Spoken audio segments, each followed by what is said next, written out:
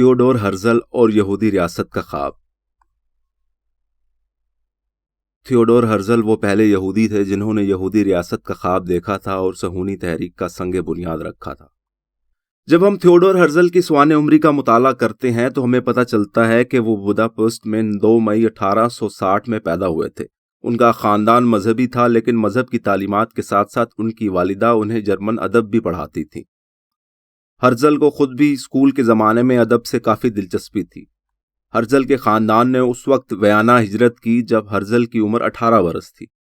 Herzl نے university میں قانون کے شعبے میں داخلہ لیا۔ وکیل بننے کے بعد انہیں اندازہ ہوا کہ معاشرے میں یہودیوں کے خلاف غصہ، نفرت اور تلخی کے جذبات پائے جاتے ہیں۔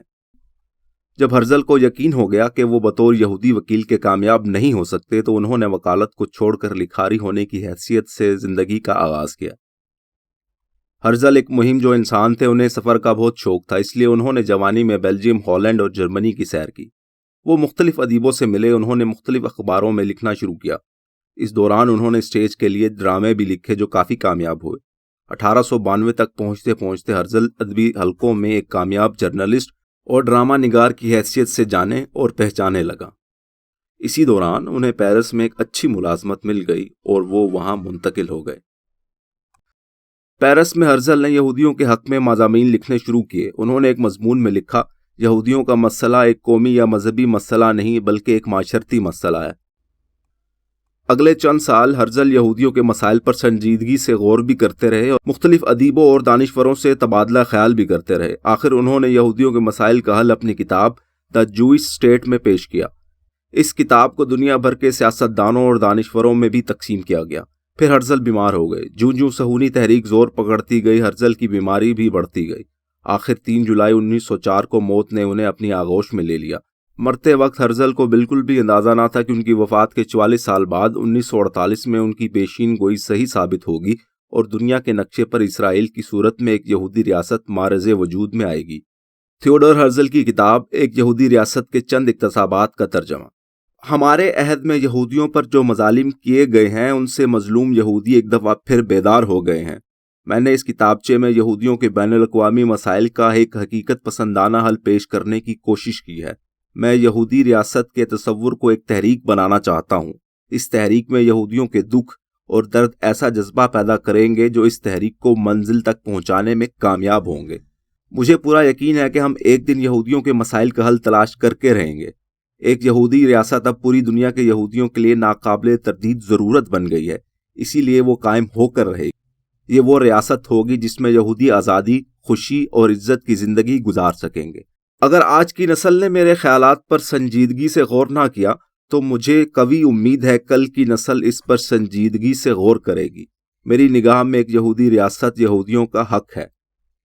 جب میں یہودیوں کے مسائل پر غور کرتا ہوں تو مجھے احساس ہوتا ہے کہ بہت سے یہودی اپنے دشمنوں کی طرح یہ تسلیم کرنے لگے ہیں کہ وہ جن ممالک میں رہ رہے ہیں وہ ان ممالک کی حکومتوں اور لوگوں کے رحم و کرم پر ہیں، اور اگر انہوں نے ان کا ساتھ نہ دیا اور خیال نہ رکھا تو وہ بھوک سے مر جائیں گے۔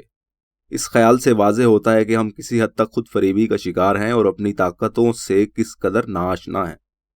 ہمیں اپنے مسائل کے حل کے لیے دوسروں کی طرف نہیں دیکھنا چاہیے۔ ہمیں اپنے مسائل کا حل خود تلاش کرنا ہوگا۔ ہم صدیوں سے نفرت کا نشانہ بنائے گئے ہیں۔ ہم جس نئے شہر یا ملک میں جاتے ہیں تو لوگ ہم سے تعصب کرنے لگتے ہیں۔ میرے نزدیک ہمیں اس مسئلے کا بین الاقوامی حل تلاش کرنا چاہیے۔ اس سلسلے میں ہمیں آزاد خیال اور مہذب قوموں سے تعاون کی درخواست کرنی پڑے گی۔ اگر لوگوں کا خیال ہے کہ وہ ظلم و تشدد، نفرت و تعصب سے ہمیں کرۂ ارض سے نیست و نابود کر دیں گے تو یہ ان کی خوش فہمی ہے۔ ہم صدیوں سے مصائب برداشت کرتے آئے ہیں اور اس وقت تک کرتے رہیں گے جب تک ہم اپنے لیے ایک نئی ریاست نہ پالیں۔ بعض لوگوں کا خیال تھا کہ یہودی دنیا میں جہاں جہاں آباد ہیں وہ مقامی لوگوں سے شادی کر کے ان میں مدغم ہو جائیں گے، لیکن ایسا نہیں ہوا۔ ہم آج بھی ایک علیحدہ قوم کی طرح اپنی شناخت رکھتے ہیں، اور وہ لوگ اور وہ قومیں جو اسے دبانا چاہتے ہیں اسے اتنا ہی مضبوط بناتے ہیں، کیونکہ جس چیز کو دبانے کی کوشش کی جاتی ہے وہ اتنی ہی شدت سے دوبارہ ابھر کر آتی ہے۔ وہ شناخت جو 2000 سال سے نہ دبائی جا سکی آئندہ بھی نہ دبائی جا سکے گی۔ یہودی نہ پہلے کبھی دوسری قوموں میں مدغم ہوئے تھے اور نہ آئندہ ہوں گے۔ یہودی ایک طویل مدت سے خواب دیکھتے آئے ہیں جس کا اظہار ان کی گفتگو میں اگلے سال یروشلم میں ملیں گے سے ہوتا ہے۔ اب وہ وقت آ گیا ہے کہ ہم اس خواب کو شرمندہ تعبیر کریں تاکہ ظلم کی یہ لمبی رات ختم ہو اور ہم سکون کی زندگی گزار سکیں۔ مجھے اس بات کا احساس ہے کہ وہ یہودی جو اپنی انفرادی زندگی میں کامیاب ہو گئے ہیں وہ اس تصور یا ریاست کے حق میں نہیں، کیونکہ ان کا رشتہ یہودی قوم سے کافی حد تک کٹ چکا، لیکن یہ ریاست ان یہودیوں کے لیے دارالامان ہوگی جو آج بھی ذلت، رسوائی اور محرومی کی زندگی گزار رہے ہیں۔ یہ ریاست عام یہودیوں کو ذلت اور خواری کی زندگی سے نجات دلائے گی اور ان کے لیے ایک عزت و آبرو کی زندگی گزارنے کا موقع فراہم کرے گی۔ ہم اس تصور کو عملی جامہ پہنانے کے لیے ایک سوسائٹی قائم کریں گے جس کا نام سوسائٹی آف جوز ہوگا۔ یہ تنظیم وہ نقشہ بنائے گی جس پر سفر کرتے ہوئے ہم اپنی منزل تک پہنچیں گے۔ وہ تنظیم ہر مرحلے کی ضروریات اور تقاضوں کا خیال رکھے گی اور ماہرین سے ان کی خدمات حاصل کرے گی۔ مجھے اس حقیقت کا بھی احساس ہے کہ بعض یہودی اپنی ناگفتہ بے صورتحال کے اتنے عادی ہو گئے ہیں کہ جیسے بعض قیدی قید میں طویل عرصہ گزارنے کے بعد آزاد ہونا نہیں چاہتے، وہ یہودی ریاست میں نہیں جانا چاہیں گے، لیکن مجھے امید ہے ان گھرانوں کے نوجوان ہماری تحریک میں جوش و خروش سے شامل ہوں گے اور اپنے مستقبل کو سنوارنے کی حتی المقدور کوشش کریں گے۔ یہ حقیقت ہم سب پر واضح ہے کہ آج کل یہودی دنیا کے جس شہر یا جس ملک میں رہ رہے ہیں وہ اپنے حقوق سے محروم ہیں۔ وہ نہ صرف یہ کہ فوج اور سیاسی کارروائیوں میں حصہ نہیں لے سکتے بلکہ روزمرہ کے کاروبار میں بھی ان کا بوائیکاٹ کیا جاتا ہے۔ آپ کو دنیا کے ہر کونے میں اس قسم کے پوسٹر ملیں گے، ڈونٹ بائی فرام جوز۔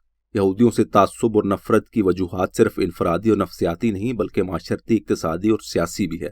یہ مسئلہ صرف مذہبی مسئلہ نہیں بلکہ ساری دنیا کا ایک معاشرتی مسئلہ ہے۔ اس رویے نے یہودیوں کی نفسیاتی اور سماجی زندگی کو بہت متاثر کیا۔ بہت سے یہودیوں میں اس تعصب اور ناانصافی کے خلاف غصے اور نفرت کے جذبات پیدا ہو گئے ہیں جو ان کی زندگی میں زہر گھولتے رہتے ہیں۔ بعض یہودی تو اپنی شناخت کھو کر دوسری قوموں میں مدغم بھی ہونا چاہتے ہیں تاکہ اس عذاب سے چھٹکارا پائیں، لیکن بدقسمتی سے وہ اس میں بھی کامیاب نہیں ہو پائے اور تاریخی، سیاسی اور معاشرتی عوامل نے انہیں اپنی شناخت کھونے نہیں دیا۔ اگر ہم نہ بھی چاہیں گے تو تب بھی ہمارے دشمنوں نے ہم سب یہودیوں کو ایک ہی زنجیر میں باندھ رکھا ہے۔ میں نے یہودیوں کے بین الاقوامی مسائل کا جو حل سوچا ہے وہ کچھ یوں ہے کہ اگر ہمیں کرۂ ارض پر اتنا علاقہ مل جائے جس میں ایک ریاست قائم کی جا سکے تو اس کے بعد ہم اپنے مسائل کا حل تلاش کر لیں گے۔ یہ حل بہت سادہ ہے اور اس حل کو عملی جامہ دو تنظیمیں پہنائیں گی۔ دی سوسائٹی آف دی جوز اس حل کے نظریاتی اور سیاسی حصے کا خیال رکھیں گی اور دی جوئش کمپنی اس کے اقتصادی پہلو پر نظر رکھے گی تاکہ رخصت ہونے والے یہودیوں کی دولت اور کاروبار محفوظ رہیں اور نئی ریاست میں پہنچنے والے یہودیوں کو اقتصادی تحفظ مہیا کیا جا سکے۔ یہ تبدیلی بتدریج ہوگی۔ یہ کوشش کی جائے گی کہ ہجرت کرنے والے افراد اور خاندانوں کو کم از کم مسائل کا سامنا کرنا پڑے۔ میری یہ تمام یہودیوں سے درخواست ہے، ان میں سے جو بھی اس ریاست کے حق میں ہیں وہ ہماری تنظیم میں شرکت کریں اور اس منصوبے کو عملی جامہ پہنانے میں ہماری مدد کریں۔ ہمیں دنیا کے کسی بھی حصے میں ایک علیحدہ ریاست چاہیے، وہ فلسطین میں ہو یا ارجنٹینا میں۔ ہم ان دونوں مقامات میں سے کسی ایک کو قبول کر سکتے ہیں۔ ہم جہاں بھی جائیں گے محنت کریں گے اور اس علاقے کی اقتصادی اور معاشرتی زندگی کے معیار کو بہتر بنائیں گے۔